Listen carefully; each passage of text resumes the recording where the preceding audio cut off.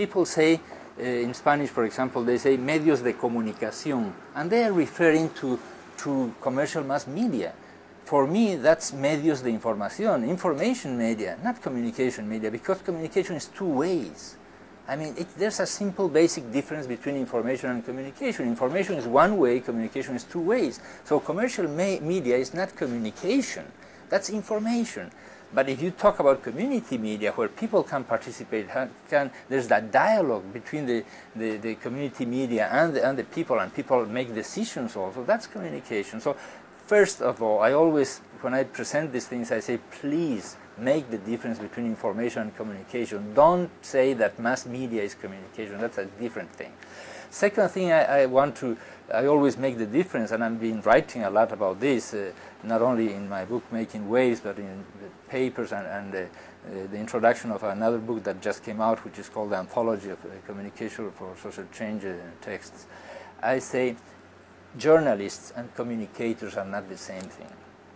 What happened about 20 years ago is that the old schools of journalists changed their name, and suddenly they were schools of social communication, but they didn't change the content. I mean, it's always addressed to media. The only thing they know is radio, television, print, and they added advertising, marketing, and some other things. But basically, they are training people to go and work on media. They don't have any idea about development and social change. Very few have one or two classes that deal with the issues of development and social change, but basically they are not interested in that. So I did, when I was writing Making Waves, and I visited Asia, Africa, and Latin America, I also visited some universities to ask which of them had some kind of specialization or special department on communication for development and social change. And I found there's less than 20 in the world. And on the other hand, you had more than 2,000 schools of journalism, so-called social communication. So it's a very dramatic thing, because when you work, as I did, in the UN, for example, or bilaterals, in the field, in communities, trying to put up projects and programs of development and social change, you realize that when you want to have colleagues that know how to do communication at those levels, have a strategic thinking on communication, you don't find them. You find journalists.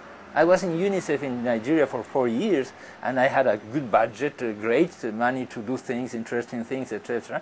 But when I wanted to hire someone to really work strategically with communication at the community level, I would have just CVs from journalists who said, oh yeah, if I have to do this, I would do a campaign and do articles and spots and this and that. That was not what I wanted. I wanted dialogue with the community.